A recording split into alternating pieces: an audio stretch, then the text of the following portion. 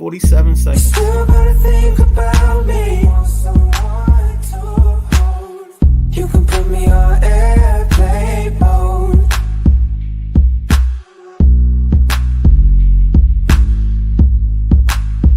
You can put me on.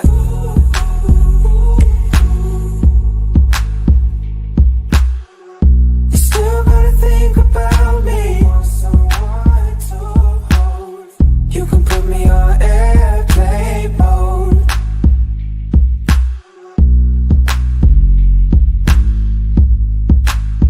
You can put me on.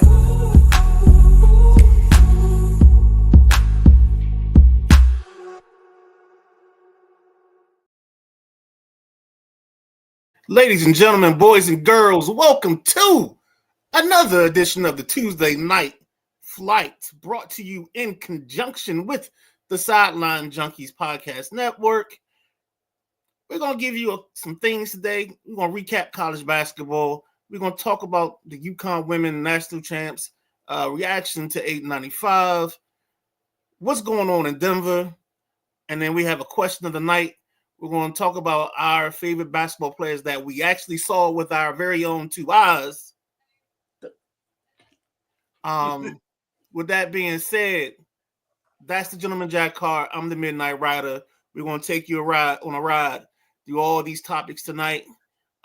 Jack, how you feeling, baby? I'm good, my man. I'm real good. Anxious to get into this show. I think it's going to be a great one. All right. With that being said, let's start with some bad news down from the Dominican Republic. Former baseball player Octavio Dotel, I think it's Jorge Polanco, that used to be with the Nats in 2005. He only played 1 year. And then the sister of Nelson Cruz were all involved in the roof caving in of a nightclub in the Dominican Republic. All three lost their lives. I think there's somebody that's missing that also may be counted in the casualties, but I don't want to speculate because I haven't seen confirmation on anything of that nature. So right now there's kind of 3 people tied to baseball that were the victims of this wild accident. They don't know the cause or anything like that. Any thoughts on Octavio Dotel? Or anybody that you know of involved in it?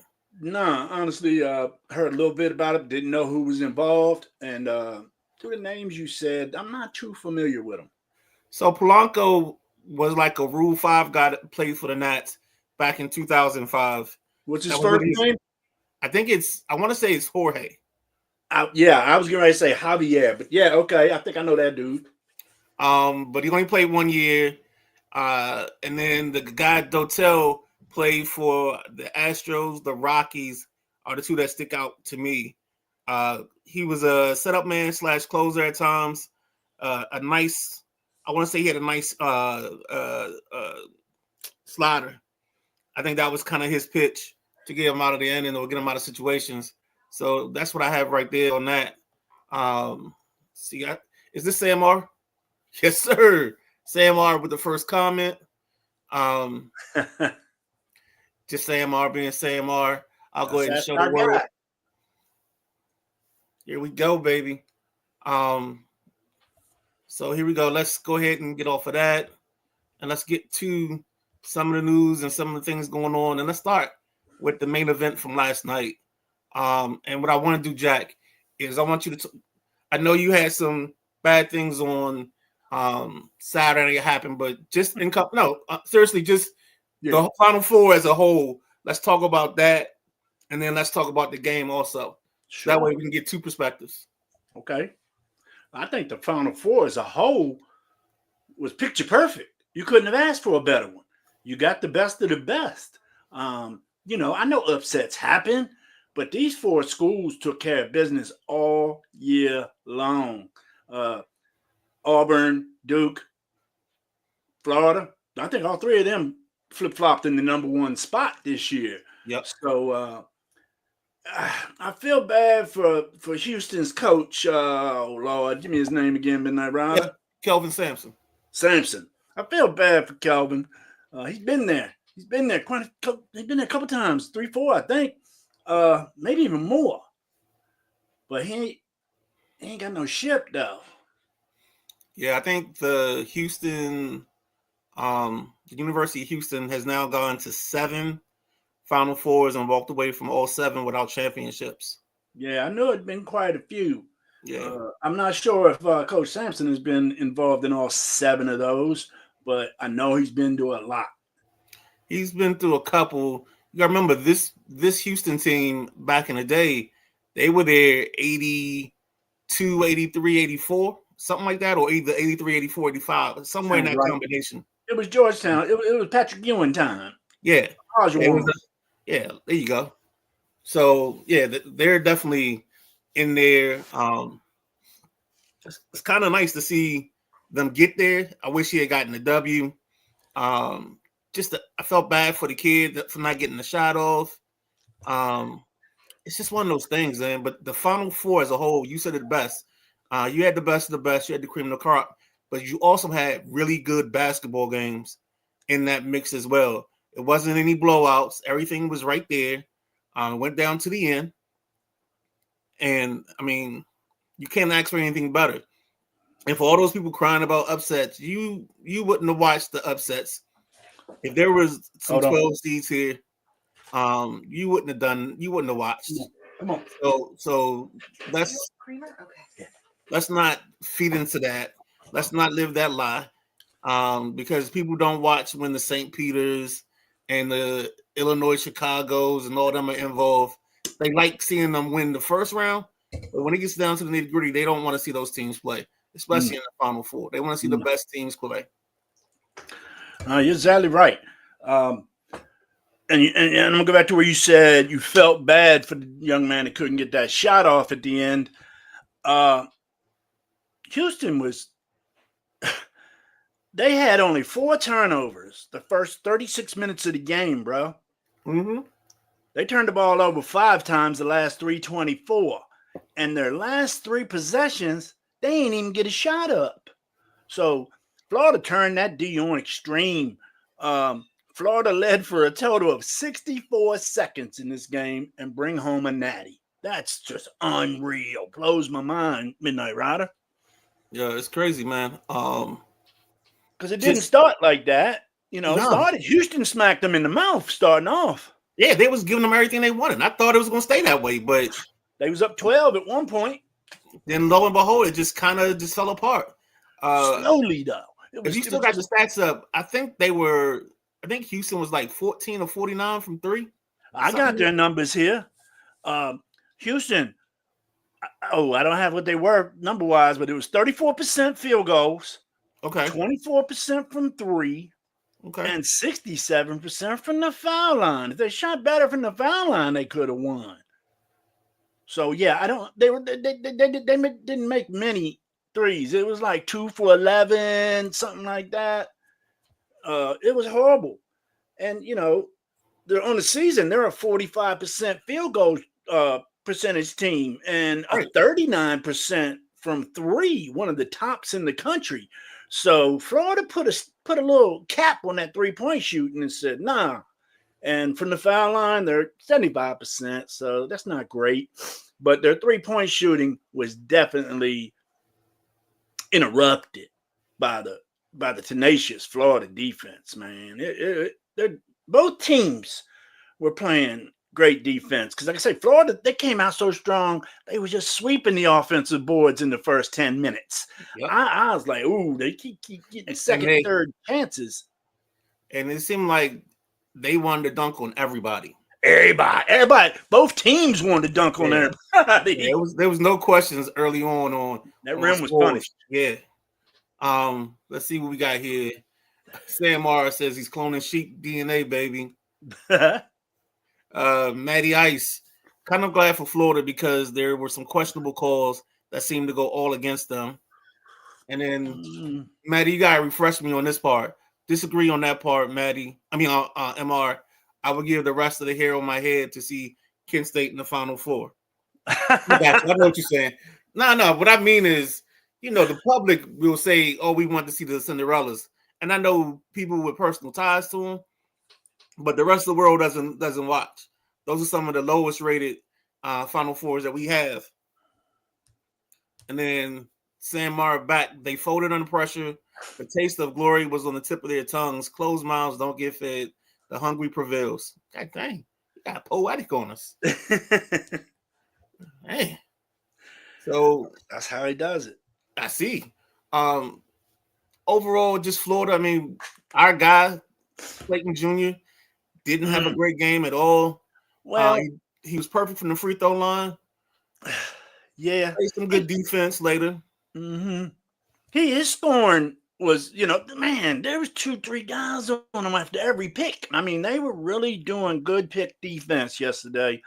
Both teams, because that's what both of these squads do. Right. And Clayton, 11 points, that don't sound good for him. He's averaging almost 20 points a game. Shit, he's averaging almost 30 in the tournament. He had back-to-back 30s before this Midnight Rider. Mm-hmm. So, he buckled down, though, and played team ball. He came through with 7 assists. He's not a big assist guy. He's a shooter. But when you're 3 for 10 from the field and 1 for 7 from threes, you got to find other ways to help your team win. And I feel Clayton Jr. did that. I think that's the one thing that guys don't do well. They don't, when they're not scoring, they don't pick up the other parts of the game to get involved and help the team out. You can't be one-dimensional sometimes. Sometimes you have to bring the other option in. You got to board. You got to do something just so that way the team flows and everything works. Because maybe you won't be the scorer, but if you setting somebody up, especially the way Houston was attacking them, 2 and 3 players every time he got the ball, I mean, be the decoy. They did. They swarmed him. They swarmed him, Midnight Rider. And then the big man down low, Alex Condon, he didn't have a big game point-wise. He had 12 points. That was a solid game. But he was down low, banging, getting the rebounds, the block shots. He was getting contested on his shots. I mean, he finished up with 12.7 rebounds and 4 steals. So the big man, he played well. But I think the star for the Florida team was Will Richard. Will Richard is usually the Robin to Batman of Clayton, But Richard, strong man, he can come inside and bang with him for a smaller guy, but because he's so big, man, he's tattoos everywhere too. But he came through with 18 points, 8 rebounds, 1 block, and 2 steals. That was a hell of a game by him. I didn't see who got MVP. Was it Richard? I didn't see it either. Me neither. I'll look for it while we're here. Okay. But on the Houston side, Cryer did what he does. He hit some deep threes too, man. Good gracious, he's hit a couple deep threes. But I think the key, to Houston keeping where they were was the young man off the bench, Javier Francis. He had 8.6 rebounds, 2 blocks, 4 for 5 from the field, and he didn't log a lot of minutes, Midnight Rider, but when he was on that court, he was doing damage. So Javier Francis, I think, really helped Houston stay up top where they were.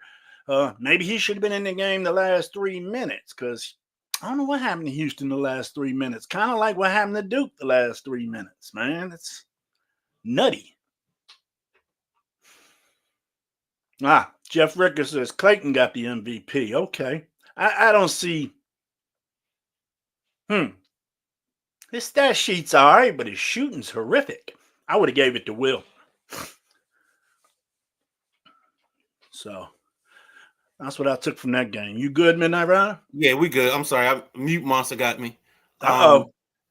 Yeah. So we already said Clayton for MVP.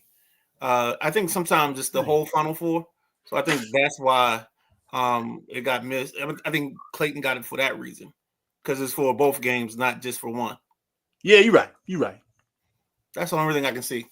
Yeah, you're right. You're right. And like I say, he had 70-something points in 3 games. Right. That's nice. And with that being said, let's see what we got next. I got a little bit about the women's Final Four.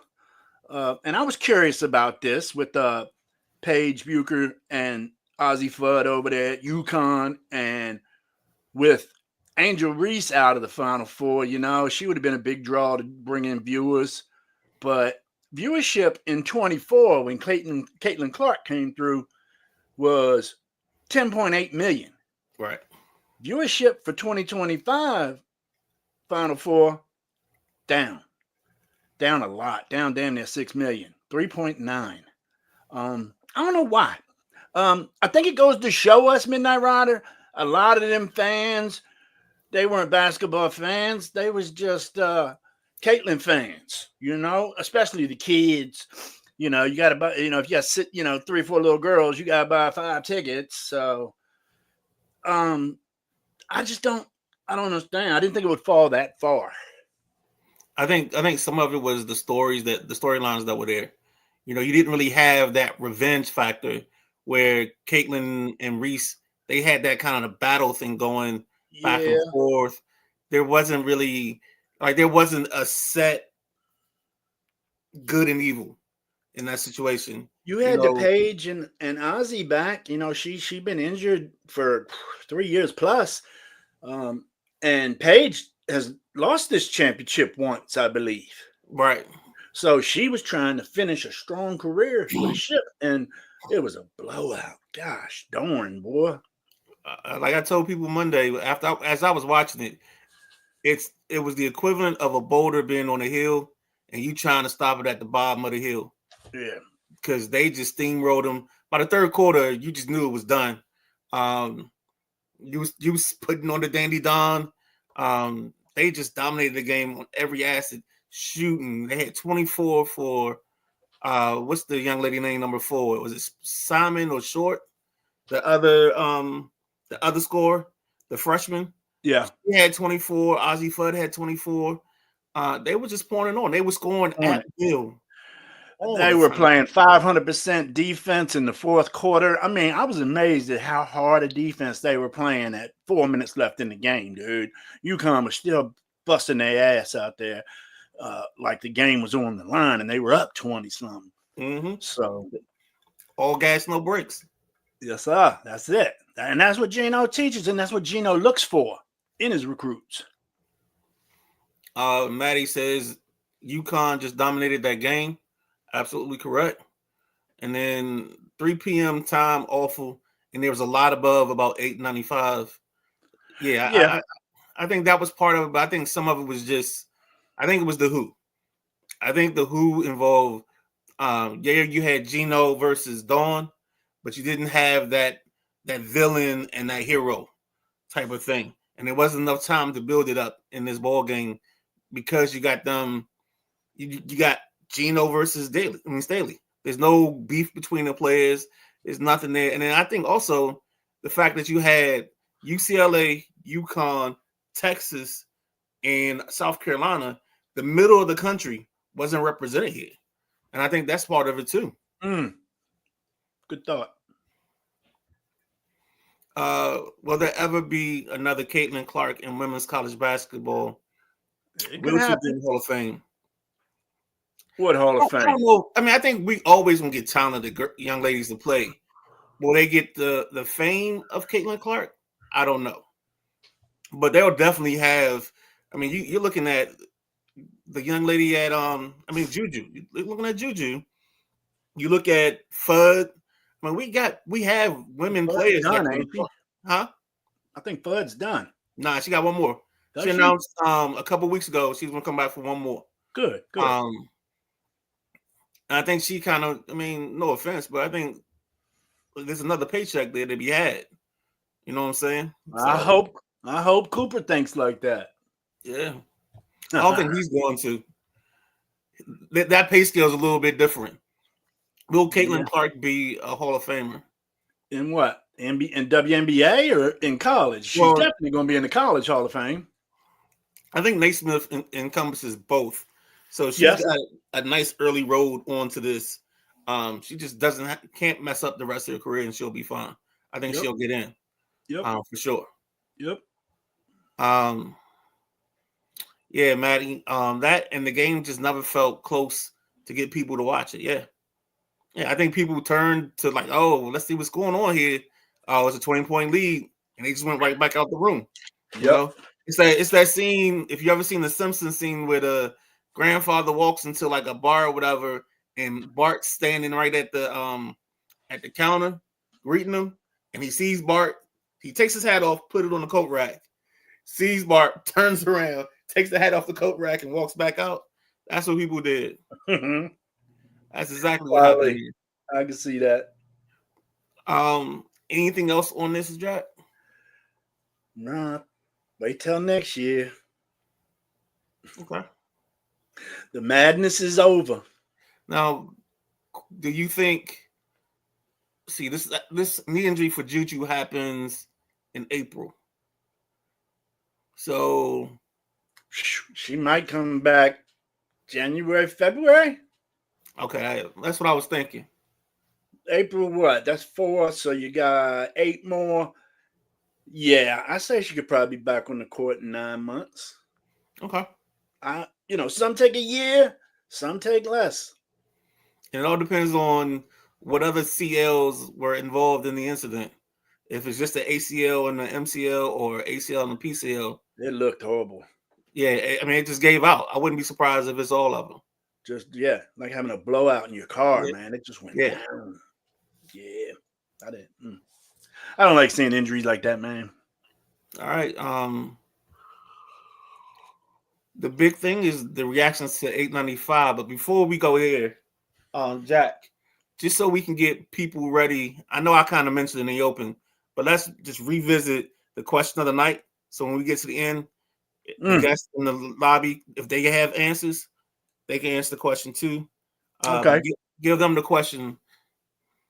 So everybody, our question of the day is going to be your favorite player you saw play that wasn't on your team.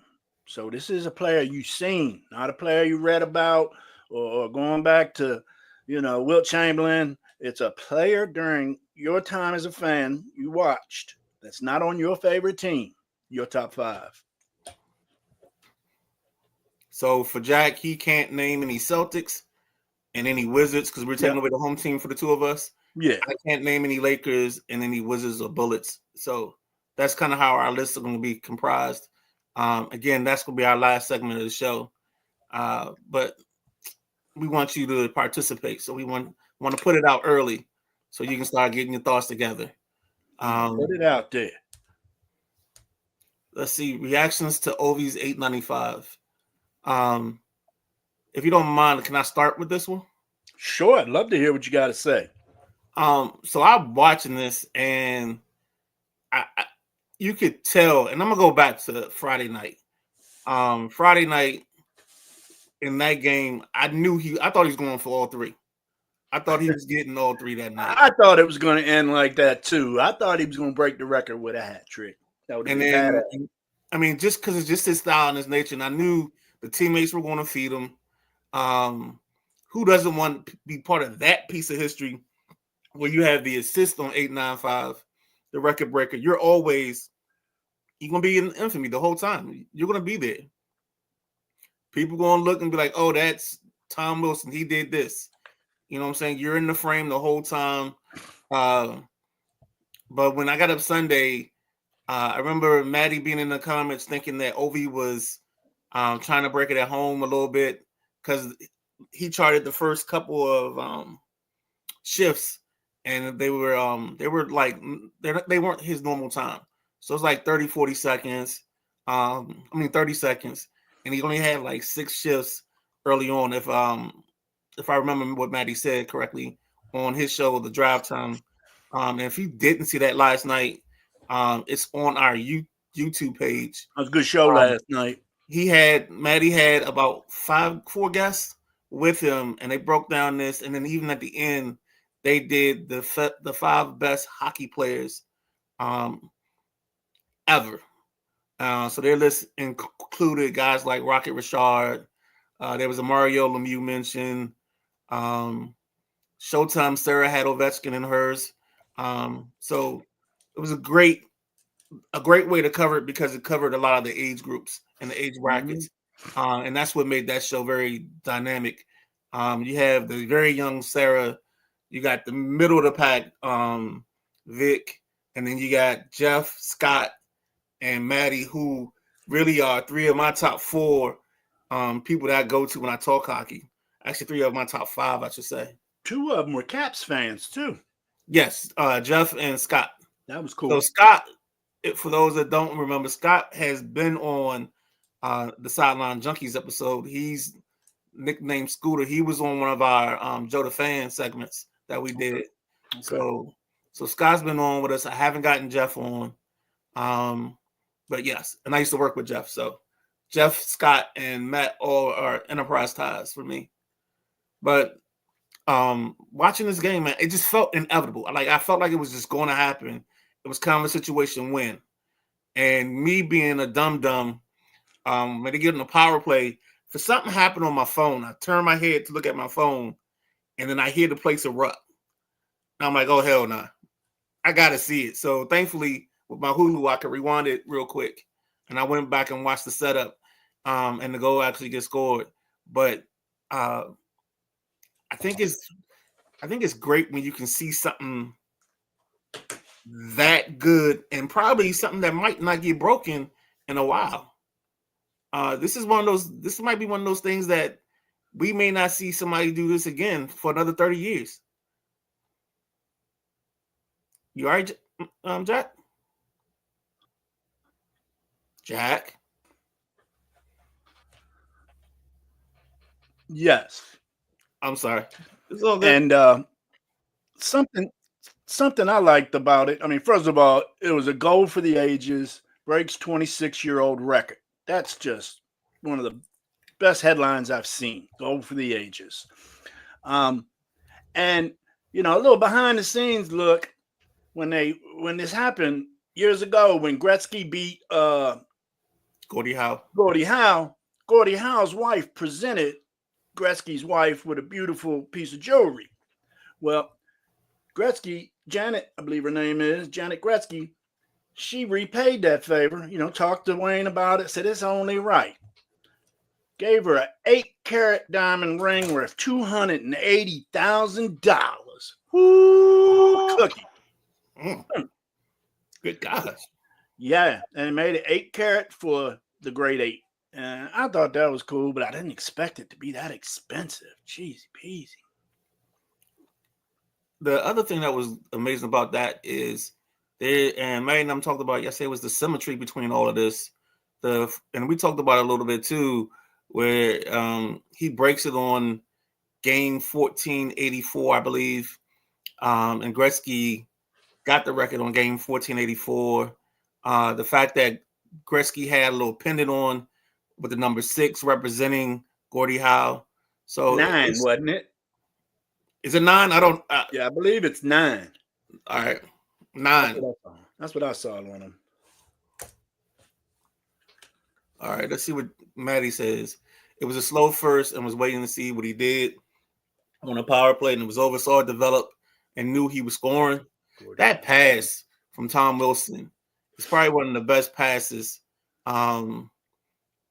I've seen in that situation. I mean, I thought it was going to Strome, and it goes past Strome, and it lands perfectly in Ovi's office on his stick for the perfect one-timer, if you want to say one-timer. One time. That's at the club. One time. Howe had it for 31 years. Gretzky had it for 31 years. That means under 6 or under 8 player is next if we keep with the 31 years. 1487 is the game number. Thanks, Maddie. And yes, Howe was 9. Yeah. That's Maddie again. Yep. But yeah, so there was a lot going on in this. I know I jumped up. I know the place was loud. And I knew I had to listen to the radio yesterday because I wanted to hear everybody's reaction to it. Okay. It's one of those things where in this area, I still say this is the greatest athlete to grace the Washington, D.C. sports scene. I don't care what anybody else says. It's not an argument. all arguments for the second best for the DC athlete starts at 2. And you have whatever reason you want, but this is the greatest person to come through these doors. The impact this man has had on this area in terms of hockey rinks being developed and being housed. We had the kid from the Ashburn Extreme. Ashburn Extreme on the show. We're talking about a bunch of rinks being brought out because of this guy. Yeah, he's the guy. There are little kids right now, and there's guys that are 19, 20 rocking an 8 jersey because that's all they've known when it comes to hockey in this area. You know, there's kids at you under 6, under 8 right now rocking the 8 because he's their favorite player. And when it comes to people's favorite players, you always gravitate to those people, always. And that's the best part to me about this was we got a piece of history in this city that's ours. It ain't Kyle's 21 whatever because that's Baltimore's. And I know you may not feel that way, Jack, but I do. That's cool. That's our record, our legacy, our thing. And where it goes from there, who knows? But yeah, for sure. Mm-hmm. And then Maddie says agree. And I write 100% about Ovi's impact in DC. Dude, I'll take from me. I'll take it personal. I watch hockey casually. I always watch the playoffs because I'm always a person that loves to see the best play the best. But a couple years ago, I just got into it, and this is before the Stanley Cup, like probably 2017, 2018. I really got into it, but I didn't think like Maddie when they won the Stanley Cup. You know, Maddie gave me a shout out, and I said I didn't feel like I was a diehard. You know, I thought I was still a little bit more of a casual, but my hockey knowledge grew it's been growing ever since like 2016, 2015. I've gone to games. I went to games in the early 2000s, and I always watched it. But I think now for me, especially with Ovi here, I watch hockey like I would watch any other sport. Like when the Nats are on and you can actually see the Nats because they're actually on a decent channel that cable companies carry, I would watch the Nats 162 if I could. Well, you get with my boy, you can. I got you, Jack. Yeah, I'm still the casual hockey fan, but I will say, since I've been doing these podcasts with y'all, it's been almost I'm coming up on 2 years this fall. I've learned more about it, and I learned more names too. You know, I didn't even know how to pronounce Draisaitl until guys like Maddie, and then checking out the fellas on Maddie's show last night. I learned, hockey just ain't something. Hockey to me, walking to school on a snowy, freezing day, seeing the creek frozen, go break a stick off a tree, smash a beer can, and we play a little hockey before school. That's all the experience I had of hockey. Wow. And then, I didn't even know you had that. Oh, I fell through the ice one time. One foot fell through, and I had to go to school, man. It was stinky funky. They finally called my mom, and she brought me some new shoes and a pair of pants. But we weren't allowed to play hockey on the creek no more after that before school.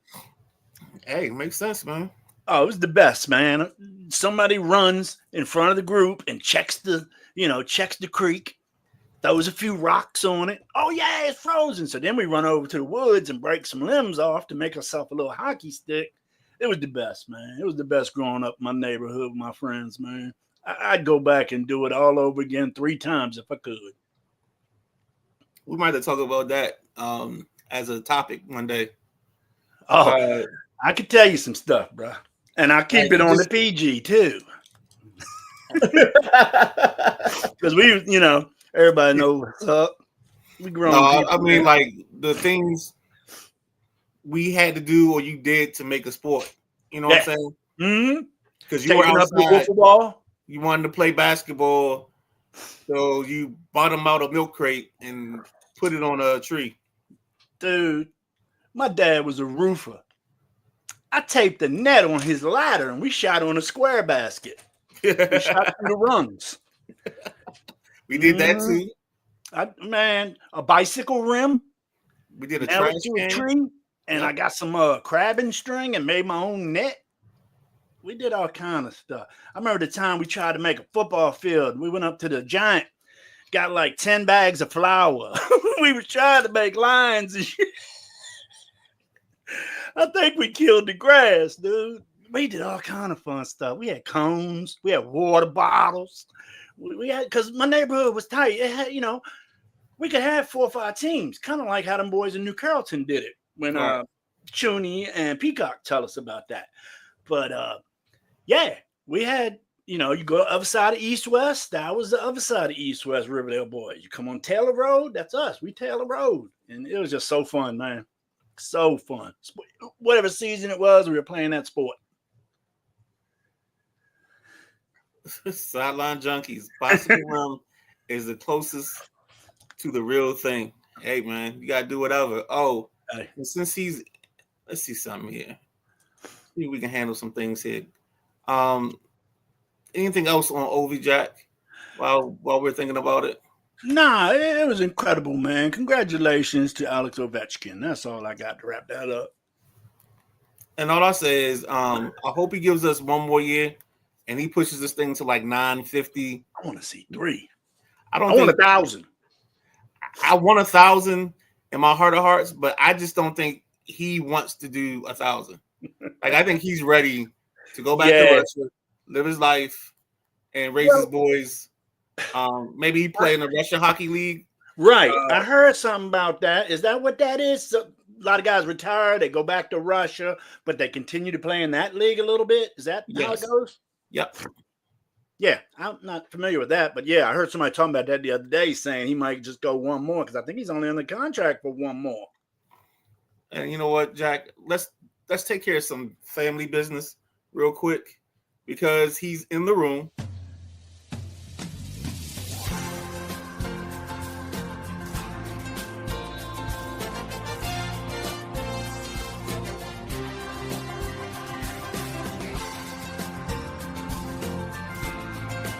All right, that's they showed my boy no FCC.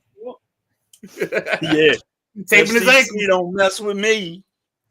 Yeah, taping his ankles, as he says. I love the shining moment thing, but it was very hard this year because I'm gonna tell you, Friday night I was already looking forward to this Tuesday show and celebrating and shining moment, and then when I had that disappointing loss, it just made me I didn't even watch the game, but I did. And shining moment, I didn't want to, but I did. But shining moment is something I've always, since I was young, waited for. Mom could be saying, "Time to go to bed. Hold on, wait, need shining moment." It was just something you had to hear before you finished. Yeah, no, I totally agree, man. And the for the Florida Gators to get back up on top of the basketball scene and for their coach to do this in just 3 years, very impressive. Yeah. And like I say, I think they're going to be something to deal with again next year. Because he's going to get Houston's going to be strong again next year. Duke's going to be strong again next year. Duke's got the Boozer brothers coming in next year. Yep. Number 3 and number 15 in the country, I believe they are. Something like that, yeah. But what's the big thing that Duke is going to have coming to its future? We had Con Canoopel. He has 4 or 5 brothers younger than him winning state championships right now, AAU. And they say that almost the youngest one is the best one. And I believe they all said they're coming to Duke. So that would be crazy. But, Duke has that family feel to where relatives or kids come to the alma mater of their father or their brother. Well, it's funny you say that because there's a lot of schools that if you pay attention to them, there are family names that run through certain schools. Mm-hmm. Mm-hmm. Like LSU has a couple of those type of things where there's like a lineage of brothers or cousins that all go through there. LSU football does. Yeah, yes, that's what I'm talking about. Mm-hmm. I know that. Alabama has had a couple of those, and it's just good to see that the kids follow in the footsteps where dad went or where their cousin went or the big brother went. Yeah, but first of all, they gotta be good enough, True. So I it's mean, gonna I be think something. about the biggest one I think about is Marcus Vick, going to Virginia Tech, following Michael. I like Marcus. Shame he didn't make it. KG, you're welcome, sir. Normally the DJ doesn't do requests, but you're lucky it's that song. Back in the day, kids on the block would go around throwing cheese slices on cars for fun and throw What? cheese batteries at school windows. Man, nah, around my way, you got that block. You ain't cut no slices to throw, bro. Nah, bruh. I don't know about this one, Sam. Oh Hey, we man. threw exit cars. That was terrible, but we did it. All right. Since we're talking hoops, we're talking basketball. Let's just get to the news of the day. This was crazy. Nuts. Definitely didn't expect it. Didn't have this on the baseball card. I actually had to look it up 3 times. Heard it first on Chris Russell, 980. Then I went to ESPN and didn't pop up yet. And then finally I went back in on ESPN and I saw it and I just couldn't understand what was going on. Team is 5 games. Got 5 games left. They got 3 games left. Oh, damn. Yeah. We got a jumbled up Western Conference. I think they lost their last 4. Yeah, they 4 down. Yeah. They lost 4 in a row right now. And it ain't because of Joker. I tell you, my man's balling, averaging the triple-double with 13 rebounds, 11 assists almost. It's nuts. Yeah. But the placing in the West is crazy, man. I got it out of the printer. Nuggets are actually in the 4th spot, but they can drop out of the play-in, into the play-in, I mean. So they better stop that slide soon because the Clippers are right below them, and they've won 4 in a row, and the Timberwolves are hot right now. They won 5 in a row. So this is when you want to be hot if you want to stay out of that play-in game. Right now, it is going to be the Timberwolves and the Grizzlies if the season stopped right now, with the Kings and the Mavericks on the outside looking in. So from 4th place to the play-in, you got 1 game, maybe 2 if you get to the play-in. Suns, bye-bye. Suns they can get on out of here, man. Costa Rica for them. They could go to Puerto Rico. Oh! I did that the other day, said Costa Rica. But yeah, the Kings can pack their bags, man. They 7 back now. I mean, it's funny. The Kings were... And they're balling right now. They were the toast of the town, though, like 2 years ago. Had a great series. Go ahead. No, I said they had a great series with Golden State. You thought that they were taking the next step, but... I didn't think they should have let Fox go. I thought they should have built around him and Sabonis. Well, I think Fox made it known he wasn't signing back. So is that what it was? Fox started it. Yeah. They never added another piece with him, man. He needed a 4-man or a nice 3-man. Well, he had Sabonis, but then they had Monk in them. But it just seemed like that team, they rode the perfect wave that 1 year, and then they never came back to that same thing. And I don't know what it was. I don't know what it was that made that not work. Like, I don't know who got in whose feelings, or what, but that team wasn't the same anymore. And it's kind of like why I like the way OKC handles their business, where they make sure, when somebody's to play the game, and you brought this up before on the show, how everybody goes out with them. You know what I'm saying? They cover up the analysts with towels. They do a whole bunch of little stuff, man. It's cool, man. They're young boys, man, having fun, and you see it. Exactly. And they got the best player in the league this year, man. I mean, I know what Jokic's doing over in Denver is outstanding, but what this guy's doing, he's scoring plus 30 points on minimal 3-pointers. He don't shoot a lot. I've seen him score 36 without making 1 3-pointer. So he's just the most exciting guy and he is the scoring leader and will be the scoring leader of the NBA. I think SGA, he's leading the number one team in the NBA right now. They overtook the Cavaliers for first place. So, I don't know, man. Yeah, they got the Cavaliers by 2. So, I think SGA is gonna get that. And Jokic's going to be a close second. And, I'm not doing it because I dislike Jokic. I love his game. I think some of his passes are tremendous. So, it's just a tight race in the West, and somebody's feelings is going to be hurt by the end of this weekend. So, yeah. I mean, I think if I had to outside looking in, and I had to speculate, the why would this happen? I would think one is the ownership feels like the coach lost the team. I think the other thing would be the reason the GM's involved is because the owner went to the GM and said, do we have enough here or do we need to go get somebody? He said we had enough, stay status quo. Right now, they're on the verge of not making it or being in the play-in. I think that's where it is. I think that's where that cookie goes there. Yeah, they was in second place for a long time around All-Star break. So I just don't understand how they dropped that bad. But injuries. Jamal Murray's been in and out of the lineup for the past 2 months. He's out right now.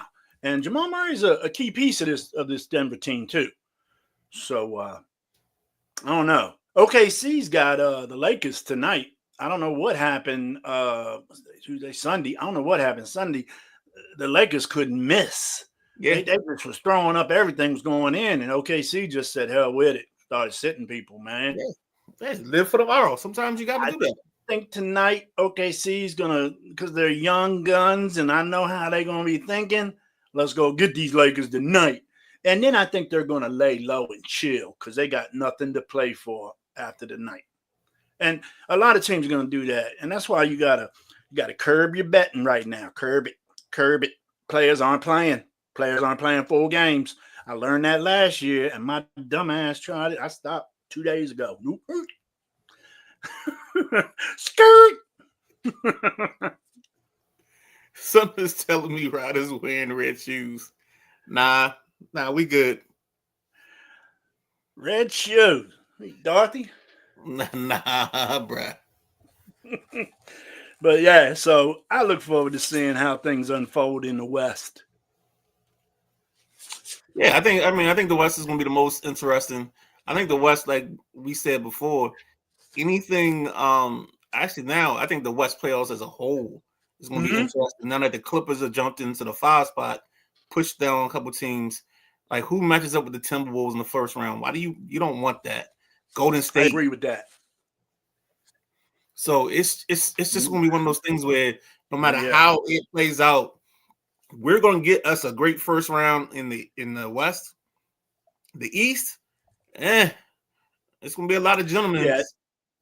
The East, the bottom is just weak. I mean, the Bulls, the Hawks, the Magics, Pistons. The way Cade played last night, man, I like that boy. Cade Cunningham, man. He's just long, lanky, can score, can steal, can block shots. The Hawks, they've been injured too. Franz Wagner's been out for a minute, and that's Banchero's right-hand man. Them two, 25-25 sometime. You mean Magic? I'd go up to the Magic, man. I mean, to the Pistons. Oh, yeah, I am talking about the Magic. Pistons and Cade Cunningham, though. He's got Duren, the big boy Duren, playing center. Mm-hmm. I like what the Pistons are doing. The Magic, I just think it's not their time yet. Great improvement from last year, but it's not y'all's time yet. I think they're gonna get spanked right on out first round. Knicks, they got JB back now, Jalen Brunson. So I like him. He's not even on my list. He should be on my list. If you don't like watching Jalen Brunson play basketball, you don't like basketball. So right. They need Towns to get up off his shit, man. Towns inconsistent. What happened to him being the big guy that just rains threes and puts up 30 points, 30-15s? I ain't seen nothing close to a 30-15 out of Towns this year, even when Brunson's been out. So watch out for the Knicks now that Brunson's back. if they can get Towns to straighten this shit out, they can be trouble for somebody. But I don't see them being Celtics trouble or Cavaliers type trouble. I think the Celtics and Cavalier are in air, are in the air above the rest of these teams. You mean like Eagles? Because Eagles don't fly with pigeons. No, you're correct. The rest of them are pigeons. And I just think by far the talent on the Celtics and the Cavaliers is by far better than the rest of the East. I mean, look at the schedule. Look at the numbers. They're 12 games ahead of the number 3 team. 12 games. Right. So, yeah, I think West is going to be battling. You might see quite a few game 7s. Yeah. East, I think you're going to see a lot of sweeps. Yeah, to be nice, it'll be some gentleman sweeps in there, but it ain't going to be much else. Yeah. Right. 4-1's fine by me, just as long as your squad gets a couple of days to rest, man, And that's what helped Boston last year. They did sweep 4-1, I think. Sweep, gentleman sweep, I think. So they got a lot of rest because there was 4 or 5 game 7s last year. Yep. So Sam Morris says, nah, that wasn't a Dorothy Oz reference. Like he's dreaming. His shirt and hat are red. Hey, man, we always coordinate, man. He got red socks on. Nah, we ain't. Oh, you know. I got a red belt. You wasn't around back in them days, boy. I had my AJs on with a red Azar shirt and red Azar socks to match. had my AJs pegged. You didn't even wear AJs, did you? You was too young. No. Too young. Nah, I wore kangaroos. AJs are shit. 6 minutes left. Bulls versus. I'm sorry.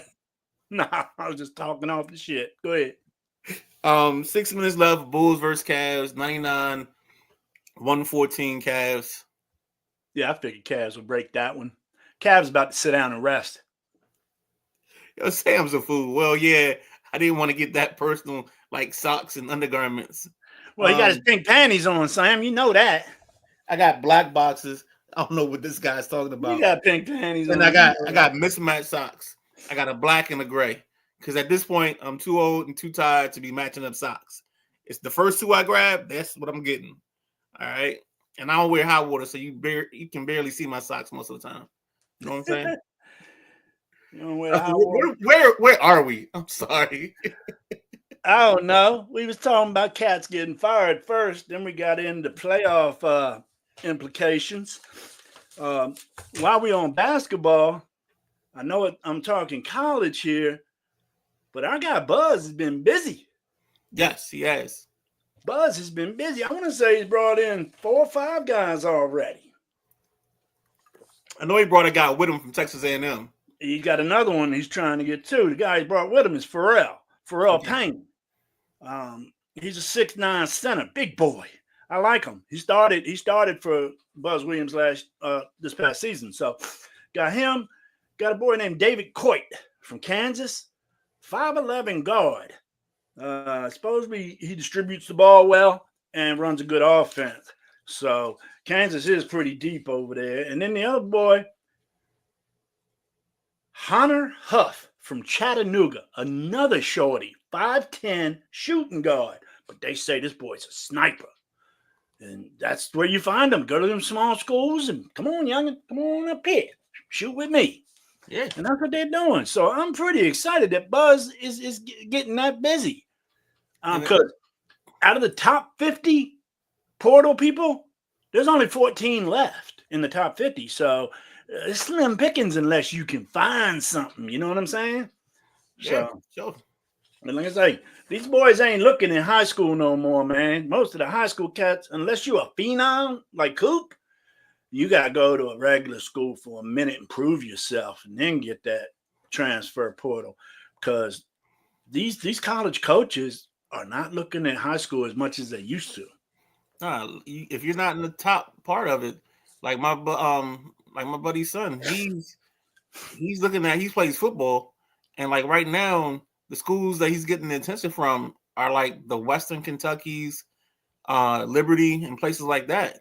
You know what I'm saying? He's not getting that much love from the bigger schools, and it's mostly because they don't want to put that time into the high school kid. Right?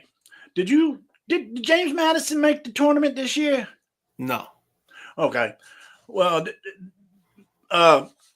he's looking at a guard over there, James Madison. I'm not looking at him. He's already signed him. His name is Bryce Lindsey. Okay. He's been on Maryland's radar for some time. He's a Baltimore kid, so get him a little closer to home. Yeah. And then there's a 6'5" boy from Washington, Makai Mason. Looking at him, he signed. He's done quite a bit already in this short period, so I'm pretty. Trust and believe. A couple of those kids was already committed to him. He made phone calls, say, "Hey, this is where we going. Okay, get ready to go to DMV, baby." Well, I was surprised to see Gillespie's leaving, man. I'm not. He was a star. They told you who they are. Yeah, they told you who they were. He's probably following Slimmy over to Villanova. Willard. And did he commit there or did he commit somewhere else? I thought he went to Tennessee. You're right. Yes, he did. And there was talk already about him ending up in Tennessee. Yeah, somebody followed Willard over there. I thought it was Gillespie, but yeah, Gillespie, you're right. He is in Tennessee. And that's a nice fit for him. I mean, anywhere you can go and you can get shots when you're a shooter, that's all you want. Shooting travels. And then they're looking at this boy, Sincere Parker. He was at McNeese State, the team that they beat in around the 32. Yeah. So they're looking at him, and the departures. Brandon Pierce, the 7-foot center they had, he gone. Let me find your guy. Oh, here it is. Rodney Rice. He's going to Virginia Tech. He was another starter that Maryland had. So Deshaun Harris, he is going to KG's Georgetown Hoyas from Maryland. So it's going to take me a while to get used to this Midnight Rider, the jumping around. I put something out there today on the page, on the Facebook page. Somebody posted something about with the NIL deals and all this, they got to start making these kids sign contracts just like the NBA. Oh, you had the thing from Jay Billis and Coach K. Yeah, they were talking about it, and they were talking about, I guess, college contracts or whatever. Mm-hmm. Well, I mentioned that to you before because we were talking about it, and you start noticing all these teams are starting to get GMs, and I think these GMs are going to start doing some things where these guys got to commit to you for 2 years to get the money or something. At least. So, unless you're graduating. If you're, graduating, maybe there's a amount we pay you for 1 year, or I don't know how that works. But well, you graduate, then you go be a graduate student. How does that work? I never understood that. How does that work? You get 5 years of eligibility. But you don't have to go to school that 5th year. You're just chilling. No, you can be a grad student. Go for your master's or whatever. Yeah. You're right. Notre Dame has invested heavily the last 3 seasons in the grad student. Sam Hartman, the kid that was there last year, Riley Leonard, and before that it was Jack Cohen. Wow. The only reason I know all 3 of their names because I've probably called them names that their parents wouldn't like. At some point, like during the season, they played quarterback for Notre Dame. But yeah. Sam R says draws with the hole where the tag used to be. It's crazy, man. But yeah, hey, back to the Coach Malone situation. You got anybody you think? Because I don't think they're gonna hire nobody now. They're gonna hire somebody in the offseason, I believe. What do you think about that? Yeah, I mean, it's totally. This is the guy. Whoever the lead guy on the bench is the guy getting the job for the rest of the season, and then they go out and make their search and try to figure out who they want to bring in here. But I don't have any names because it seems like basketball. All they do is they rinse, they release, and then they rehire. They hire them somewhere else, somebody from somewhere. Wow. So I don't see this team being a team where you go get a young guy that's the hot and upcoming assistant I think you're going to get somebody that established, been somewhere, been established, lost.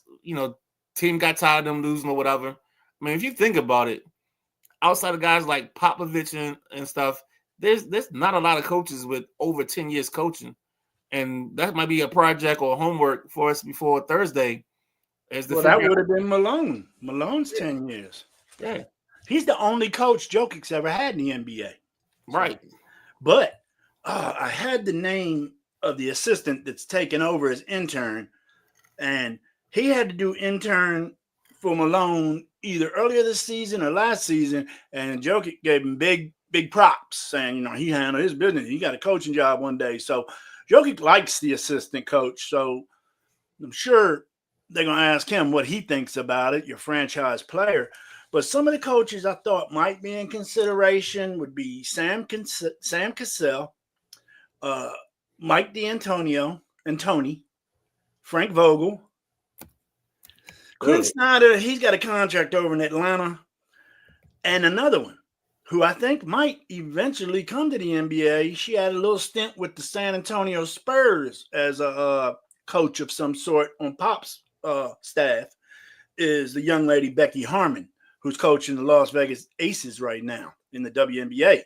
I really think her name is going to be considered for an NBA job soon. Jesus, coaching the best team in WNBA, it must be doing something. My face isn't because of the Becky Hammond thing. I'm listening to those other names that you name. There's some coaches that I have a very strong dislike for. Well, I know you don't like Vogel.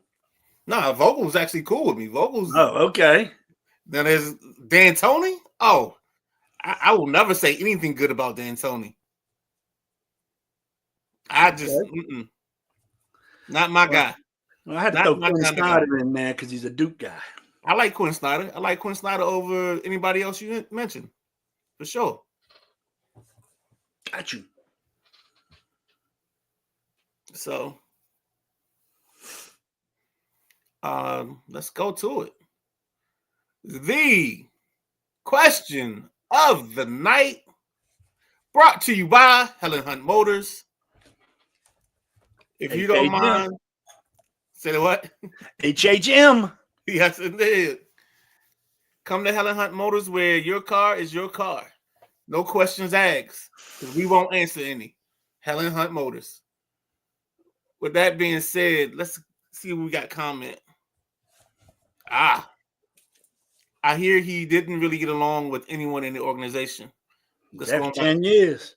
Yeah, at this point, you got to figure something out. And then you also got the GM fired. So it's got to be something going on here, because you don't wait till the last 3 or 4 games of the season for somebody you don't like. There had to be a confrontation. There had to be some kind of situation, or something had to be asked in terms of players and personnel that kind of set this off. That's just how I feel. That's my speculation, as you want to call it. All right, Jack. We are at that time. Question of the night. Let's see. Jack just said something else. Let's get that. Why do they take so long to fire him? Jack, that's the $1 million question. Like I said, they've been winning. They just won a ship 2 years ago. But see, NBA doesn't work on that. Just because you won a ship 2 years ago, if they get tired of you, you gone. Gone. Yeah. That's like I said. That's why I'm curious to see how many coaches have coached over 10 years at one organization. Because it doesn't seem like as many. And we'll try to cover that Thursday. Try to remember that for Thursday. Mm-hmm. All right. To the show, the question of the night. It's name your 5 favorite basketball players you've seen. Again, we can't have no KG mumbo jumbo. Where you talk about Wilt, you talk about Sam Jones. Talk about Rabbit. Yeah, I was waiting. I couldn't think of. Like I say, I didn't know Big O's name was Rabbit until I got on this show. No, that's what you call it. I thought Rabbit was That was Oscar Robertson. Nah, it's the other one. The one, Elgin Baylor. Elgin Baylor. That's right. That's Yeah, right. yeah. That's right. Rabbit. Yeah, he give you that in the heartbeat, boy. Rabbit. Like, Nah. I know Zeke. I know Bubba Chuck. I don't know Rabbit. that's a whole Bubba Chuck is a whole nother conversation that I'm not going to have with you right now. Leave my guy alone. No, he's a dude. He's a dude, but it's not him. It's the people that casually call him Bubba Chuck like they know him. Yeah, That's you the part do that not do bugs that. the hell out of me. Do not. That's right. Do not do that if you ain't in his circle. Right. I just thought it was a funny nickname. That's why. No, I do too. I mean, so I ended up real quick story time with the Midnight Rider. So when I get to college, our second year, the girl I ended up dating went to Bethel. So she had like the Allen Iverson football game tape. Yeah. So we were watching that. And then of course she was telling us about his nickname, but it's just so wild that so many people just feel so comfortable calling him Bubba Chuck like they hung out with him. I'm like, dude, you don't even know the dude. Like, he don't know you from anything, but you call him. Never mind. That's another story for later. Let's get to the countdown. His football tapes was off the chain. They were ridiculous. Sick. With that being said, name your 5 favorite basketball players you've seen. And as always, we start our countdown at 5. So number 5. Man, from 5 to honorable mention was difficult. Very difficult. I'm looking at 7 names that I ain't even got on the list. I'm going to put Sean Kemp at number 5 for me. Man, Sean Kemp just wanted to attack when he played. There was no chilling with Sean Kemp. So, Sean Kemp, one of my favorite basketball players I've seen. Top 5, number 5. What you got, Midnight Rider? So, if this is favorite players, number 5 for me has to be Larry Johnson from UNLV / Grandma Mondays. That was my guy, because I never forget. We were talking about it earlier, but when it came to playing basketball on the floors or in the gym, I used to try to do the Larry Johnson spin move. Again, I'm only 5'6". At the time, probably like 5'5", 5'6". But at that time, every DC dude thought they were Larry Johnson, and they had a post-up game. We all had post-up games in our bag for some reason, but none of us was over 6 feet tall. So let me address Jack Wagner. Hey, J-Dub, the whole thing is a list, your top 5 list of players that you watch play that were not on your team. Okay, bud? So you got to bang off Magic Johnson, you got to take off Kobe, and you got to take off Shaq. Give me 3 more. Yep. I know you came in a little late. You probably didn't hear it. So it's your 5 favorites you saw play that are not on your favorite team. So we on the number 4? What's the most on? Well, if I have to say it, I gotta say it the correct way. 4. Number 4. Number 4. We just spoke about him a minute ago. Allen Iverson's my number 4. When Allen Iverson was on TV, you had to watch, man. His crossover was sick. His speed and jumping ability to get to the rim was sick. He had a nice jumper, nice mid-range too. So my number 4, Allen Iverson. Dang, Jack got an all-star team. Oh yeah. Me, I like the good players. I do too. So number 4 for me is a man of fame from the Clippers. They used to do stuff like this. It's Quentin Richardson. And the reason I like Quentin Richardson so much was he was a guard that used to rebound like he was a power forward. He was my favorite player when he was in college at DePaul. And so it just made sense that he was going to be one of my favorite NBA players. My list may not be as heralded as Jack's because I like some dudes that's just scrappy and just do their job. I got you. And I got to throw, like, my 3, yeah, you're going to be like, what? Who did you name it for? 4, Quentin Richardson. Oh, yeah. And what's that other Richardson? Michael Ray. Yes. I got both Michael of Ray them on was my. if Michael Ray didn't like powder so much, because if Michael Man, Ray yeah, was around when y'all would line that field with flour, he might have been nose first into that field. So yeah, but I got him right there on my honorable mention too, man. He was something. Jeez, only if, you know what I'm saying? all right. So Jack says he didn't hear that they weren't on your team. So Jack's group, real quick, is Larry Bird, Larry Johnson, Patrick Ewing, Reggie Miller, Allen Yes, sir. Iverson. That's her. All right. And then we don't know. Sam always cracking me up. So I don't know who your basketball team is, Sam. So we don't know if the first two are going to qualify, because if they play for your team at any time, I don't think they count on the list. Nope. So you used to say Jordan as a Wizard, Rodman on the Bulls. Oh, but I can say you can say Jordan as a Bull though, right? If he's not a Bulls fan, Right. Got you. Gilbert Arenas, Tim Hardaway, OJ Mayo. As we're starting to do this list, there are names that I forgot about that. I forgot about list. Gil. We're going to revisit this list now that y'all have jogged my memory at a later date and time. Well, Gil, that's another one that's probably on his team. So I don't know. We got to figure that out. Sam R, you might not be operating within the rules, the confines of the rules here. All right, so that was 4. Let's get to it, baby. Number 3. Well, number 3. Sometimes you gotta go to the hospital to see these kind of people. But back in the day, coming straight out of the ABA was my boy Julius Erving. God, the Doc was smooth. Man. That's probably, that's young in my day right there. Doc was something to watch.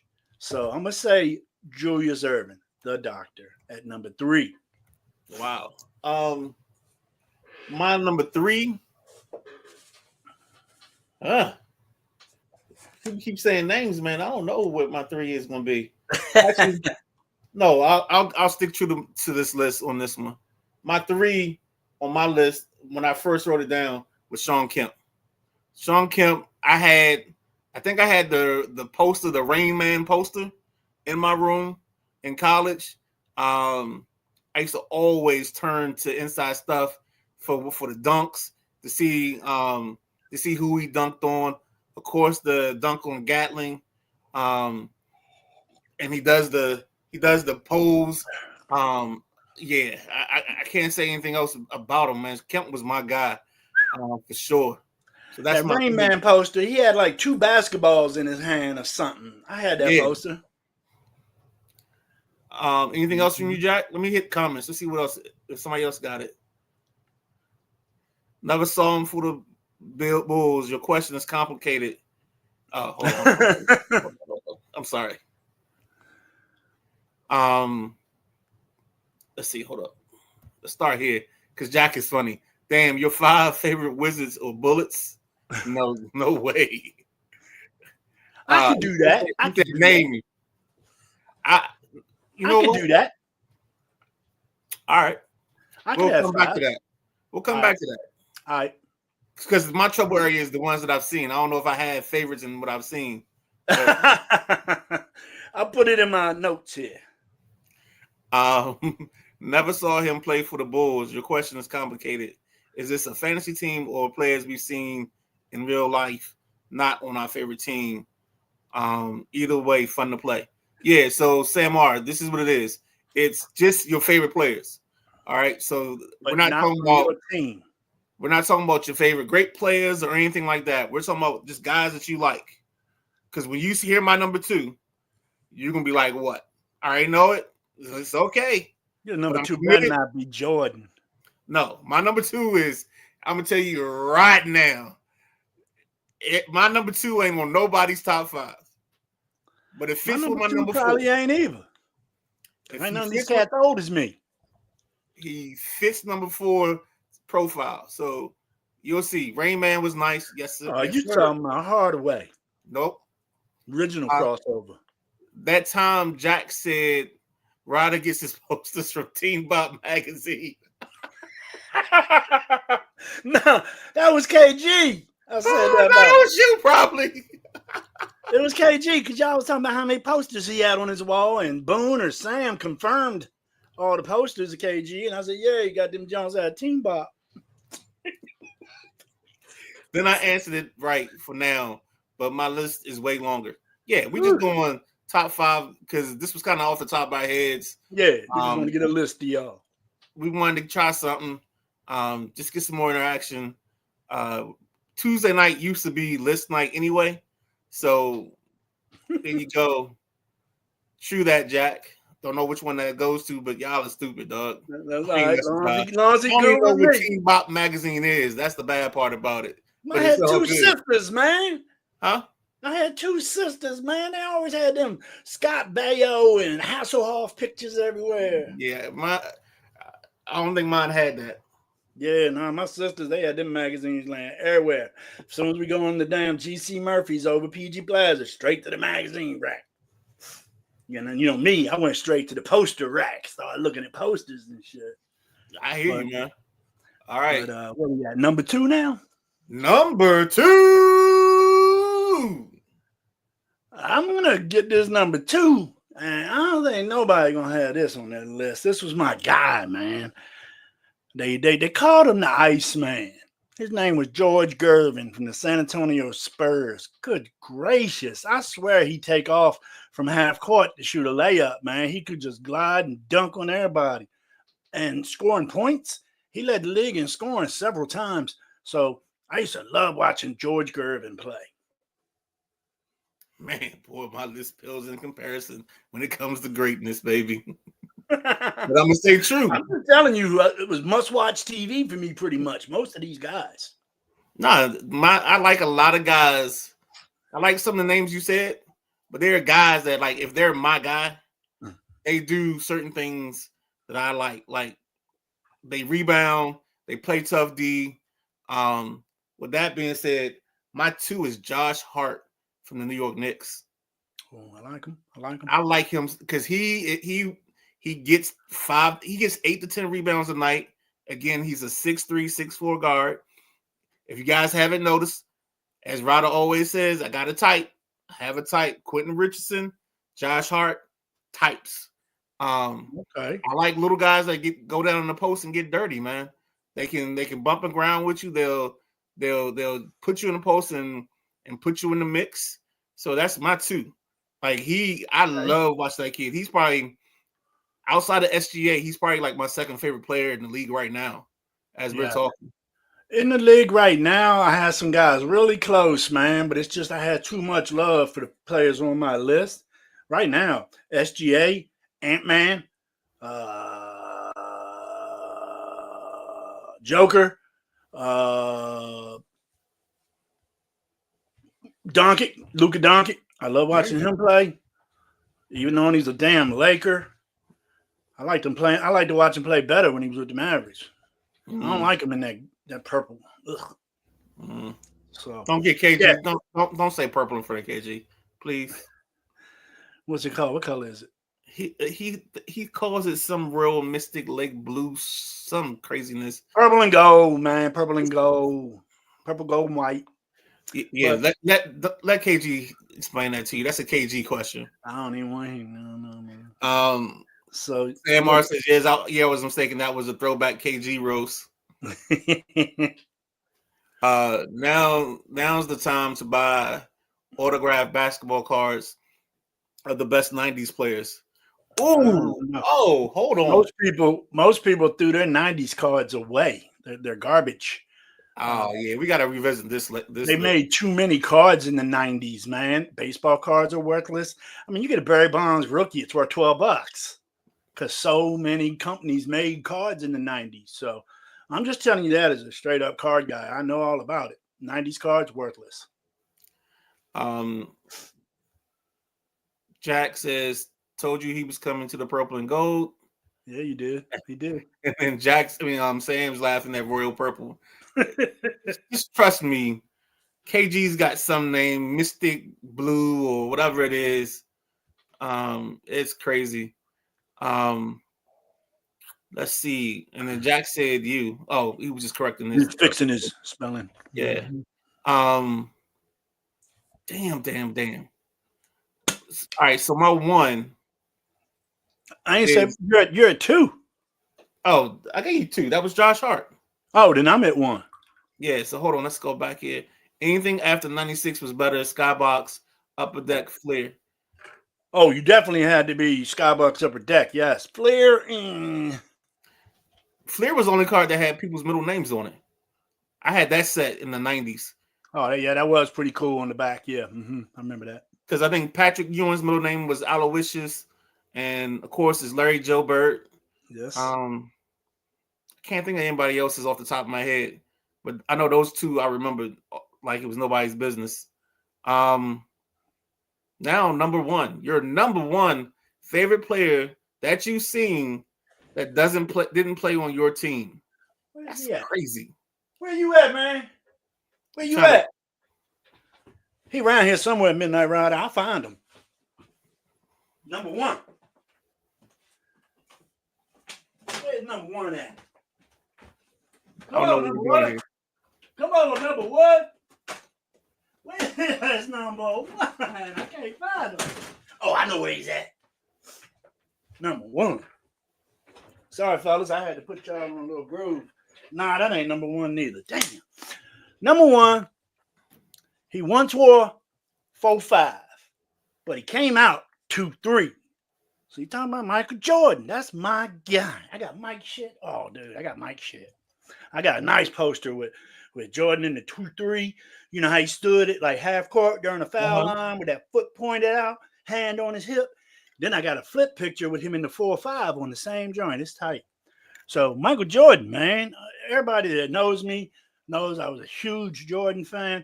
Even though I was a Celtics fan, you had to watch Mike, dude. You never knew what he was going to do. He hang 60 on you. He dunk on you. He was good, man. He was that good. So, best player I ever seen play the game. All right, so my favorite basketball player that I've seen, is Kevin Garnett. Damn, I forgot about him. But he was on my team, so you couldn't use him. I can say him at Minnesota. KG was like I just thought he was special. Like 1-5, could guard everything. I mean, the second you took my my team off my list, you took like 3. You took like 1, 2, and 3 for me. Oh yeah, me too. Yeah. Me too. I mean, Larry Bird would have been up there.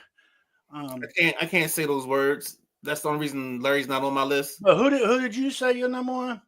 Number 1 is KG. KG, big ticket. Yeah. I missed him. Damn it, I like him too. Don't worry about it because I missed the straight out of Farragut South in Chicago, straight to the NBA, baby. That was nice. I actually got a signed photo of KG in his Farragut jersey around here somewhere. Yeah, if I had to do this list all over again, my 5 would be an honorable mention. KD would be 2, and number 1 would be Jason Kidd, because Kidd played like magic. Ooh, yeah. And I got benched so many times for trying to be like Magic and Pee Wee basketball over at Holy Family. I had to just get the look, and I hit a buzzer. Let's go ahead, y'all going over. Because little 10-year-old Ben Conti tried to throw a no look, and his teammate wasn't looking and got hit in the head. So got bloody nose. I used to play with people all the time. I'd bust them in the face with the ball with no looks, man. And then next time down court, I'm like, look, everybody watch me when I got the ball. Yeah, like I used to have a conversation with people, whether it was basketball or football. Just because you don't see my eyes don't mean I don't see you. Let's hit these comments because we got some interesting ones going on here. Yeah, I like them. I haven't taken the preview, so I know you know because you've been looking. Let's see. J-Dub says I used to like the glove, Gary Payton. He's on my honorable mention. Yep. He would have been on my list, but when he got to LA and he was the mitten, I couldn't, man. No, you didn't call him the mitten. He got a kid coming up now, I believe. He got one that's already playing in Golden State. Oh, that's right. That's right. That's funny. I thought Jack had a ferret running around. This dude is stupid. Nah, man. I was looking for my MJ picture I had. I love it, man. Like I say, not many people got pictures of MJ in the 4-5, Yes, but sir.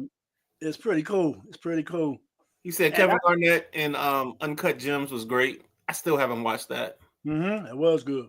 And then Sam R. honorable mention Jason Williams. I'm thinking he's saying Jay Williams, not Jason Williams, the shooter. White chocolate. That's okay. Nah, I remember being down the court working on that elbow bump pass, man. I used to try to get that. That was the best thing about inside stuff is you'd see something and then you'd go and the next 20 minutes you out there trying to do it, trying to recreate it. No doubt. No matter what sports show you watched, if you watched the football show and you saw something or baseball, you say you watch Baseball Bunch Saturday morning. Come on, Jack. Know about Baseball Bunch, Jack? Huh? So what you know about Baseball Bunch, boy? Oh man, Johnny Bench, Tony Perez. That was a good show. Joe Morgan. That was a great show. All right, let's do this. We at 126. I know we missed somebody. But did you hear something, Jack? Yeah, I did. My bad. I got it. Hold on. Thank you, sir. I got a touch screen. My knuckle hit it when I grabbed my notes. Because we all know we forgot players on this list or that we would have put on this list. I would have put KG in front of Kemp. You got one more that you think you would have done differently? Not being able to name your real favorite players, that's the part that made it difficult and makes you have to think about the league, and the reason that we both said, oh my God, I forgot about that player. There's just so many out there that we've watched. I can't think of nothing right offhand. I mean, I had honorable mention. I didn't even tell you that. I like Mark Aguirre in Dallas. He was good to watch. Marquise Johnson in Milwaukee. I liked watching him back then. Sidney Moncrief was in Milwaukee. Yes, sir. That's what I'm thinking myself for. Yeah, Alex English in Denver scored a lot of points. Keith Vandeweghe scored a lot of points. If you want to put another scorer in there, put Dan Issel. That big man, he was a big chunky sumbitch. Scored 30 points a night. Dominique, nobody mentioned Dominique. I thought I'd hear that. And Gary Payton. That was all I had on the side that I couldn't put in my 5. So, yeah, I was surprised I didn't hear a Dominique today. Let me see. Human highlight film, right? Yes. All right. I'm going to do one. Well, I got AI, Jack. I think if I'm going to try to do this the best way I can. Oh, shucks. Sam R says Nate Robinson. Little Nate from the Knicks. Let me see if I can think of Nate one. All right. So here we go. If I had to do this list, taking away Wizards and taking away Celtics, and I had to do it with who I think my dad would have said from his guys. And these are just my dad's guys. Your dad liked the Celtics? Yeah. Ooh, I knew I liked your dad. Because the connection is John Thompson, and he was at Carroll in 58, and John was at Carroll in 60.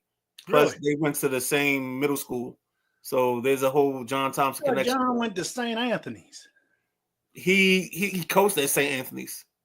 Oh, okay. Friend of mine. He might have ended up at St. Anthony's after he left OLPH, but I don't remember his whole track.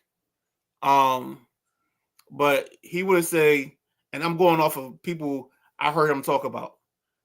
So 5 would be downtown Freddie Brown from the Sonics. Woo! Yes, I. 4 would be Dr. J.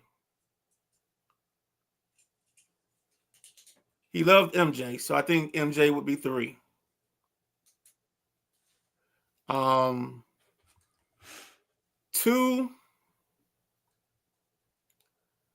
I know his one would be George Gervin. I think of who his two would be. I think his two would be Pistol. No, it'd be the Big O. The Big O would be his two. So he'd have, Freddie Brown. Yeah, that's right. That's right. He wouldn't have Rabbit on there. But yeah. All right, you got me thinking. My dad would have top five in this too, but he didn't. I don't want to say sweat players, but he didn't get all crazy over players like that. He judged them by fundamental skill. Oscar Robinson he talked about, because I didn't know my dad was a good basketball player till he passed. I knew he played baseball and football, but they told me he was an 18 points a game scorer in the Police Boys and Girls Club. So I always wonder what was he thinking when he used to.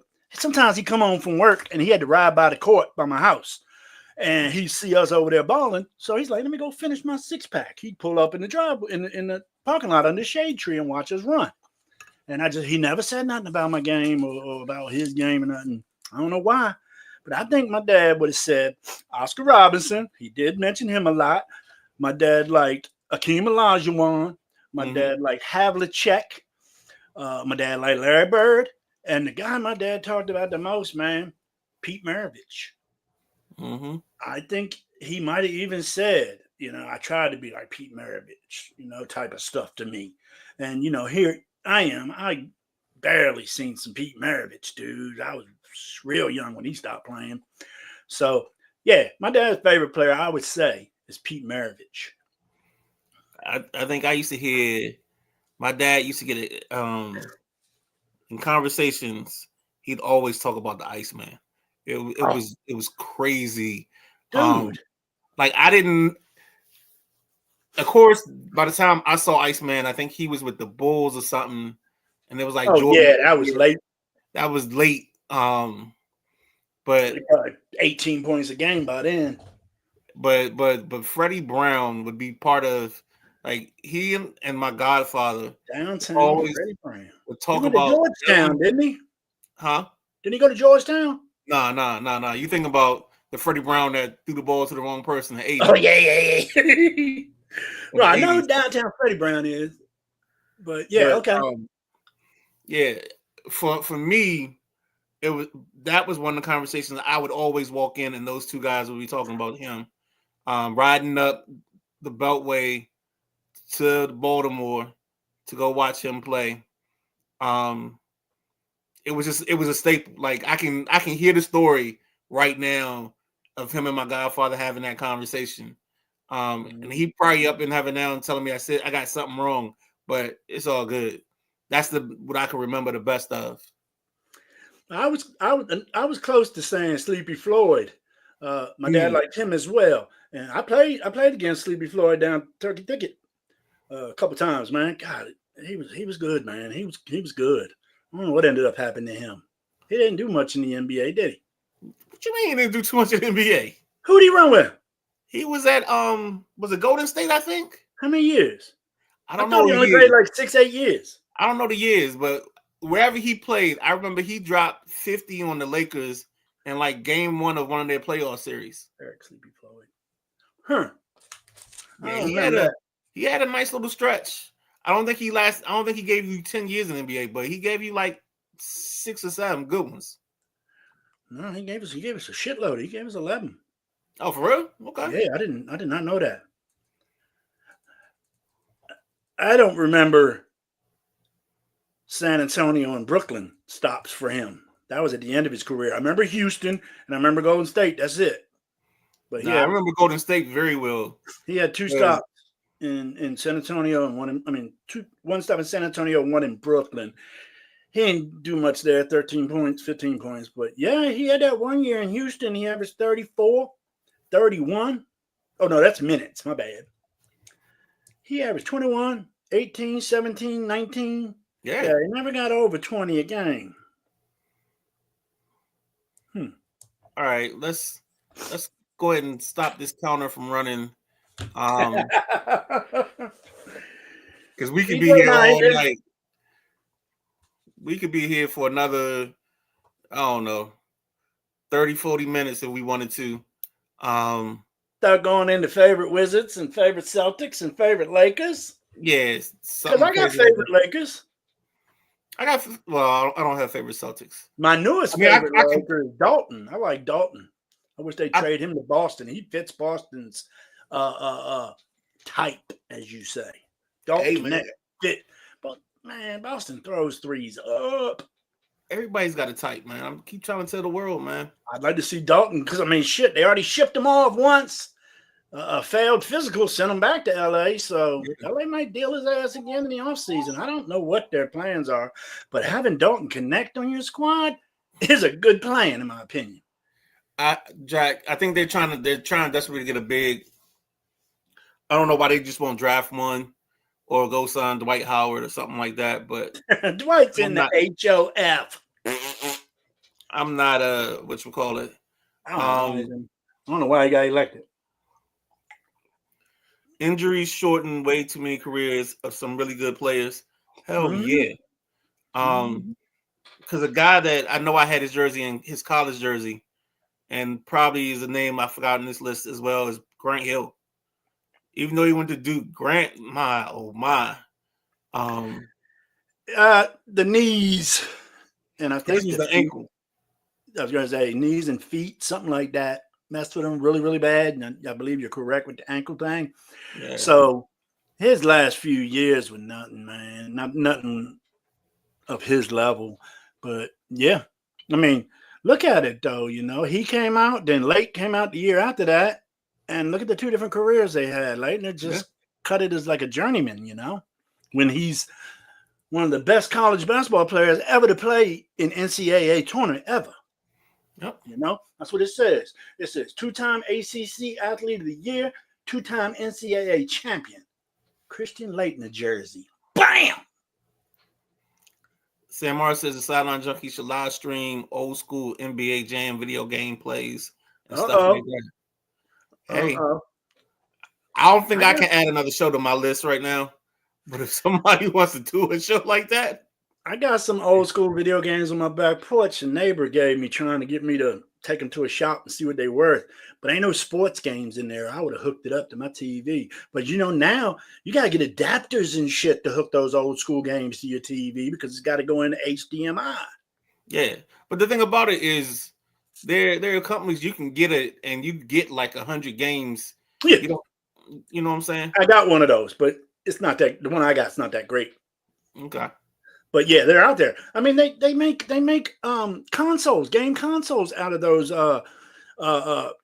PlayStations or Xboxes. They just build the cabinet, put the screen on it, and then put the box inside with thousands of games. My brother-in-law, he's got one, man. It's pretty cool. And sometimes I can stay down there for 3 hours playing video games that I ain't never played in a while.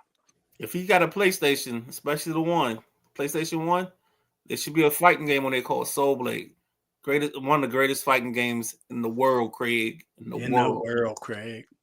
Nah, I got PlayStation 2. Let us stop now, because if we don't stop now, Sam R is gonna start a whole nother conversation, and we're gonna keep going. Oh, I love our show. I love this show, man. I love the people, man. Yep. With that being said, thank you for all those in the comments that joined in and commented, and also for those people that sat in the background just watched because they wanted to watch and didn't feel like making a comment.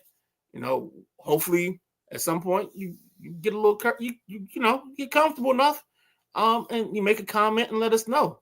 You know what I'm saying? We here to have fun. Chop it up. We're here to chop it up. We're not here to scream at nobody. Jack and I will get into it every now and then. I know I'm his 6th favorite junkie. It's all good. You know what I'm saying? I already told you about that. Nah, you good, dog. And like I say, we don't claim to know it all. A lot of the stuff is our opinion. Yeah. So don't sit here and say we're know-it-alls and stuff, but we enjoy chopping it up with you guys, the regulars. You guys are the best. So thanks a lot. With that being said, he's the gentleman Jack Carr. I'm the Midnight Rider. I'm probably gonna get a phone call for BJ because we at the 140 mark. But I think we had a good time tonight. Thank you for watching. To steal this from Matty Ice, make sure you tell your loved ones you love them. Hug somebody. And with that being said, thank you.